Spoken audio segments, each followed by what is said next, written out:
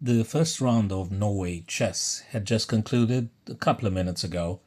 A super dramatic game, very interesting and incredibly complex, beautiful, in between the current World Chess champion Gukesh, Dommaraju and Magnus Carlsen, decided by purely psychological factors. In the end, this is the critical moment. Specifically, I've left also the engines lines because I think I know the cause that led to Gukesh losing the game.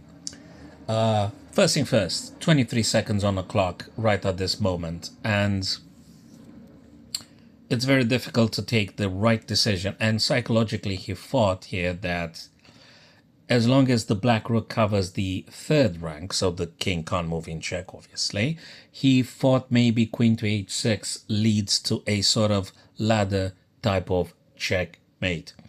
Well, what he failed to actually process in those very few seconds is that the king itself is able to go behind the white knight and then moving over to b3 and escaping, allowing white to actually win.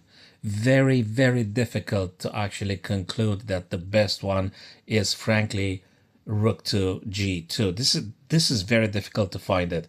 Humanly, you're looking at h6, but then again, the king goes on c2 and then eventually moves up the board if there is any other check. There is no ladder type of checkmate, and that's very difficult to find it. And yeah, absolutely dramatic here for Gukesh to losing in this fashion. Very difficult. And what did he play instead? He wanted, yeah, so he should have played rook to g2, and of course the king had to move over to the third rank. And even now you have to proceed with rook to g3. You mustn't do queen to h, because queen to h3, again, king to c4 gets out of your checks, and they will be finding a way to defending the king, going away behind the knight and stuff. So very difficult to play this one super accurately.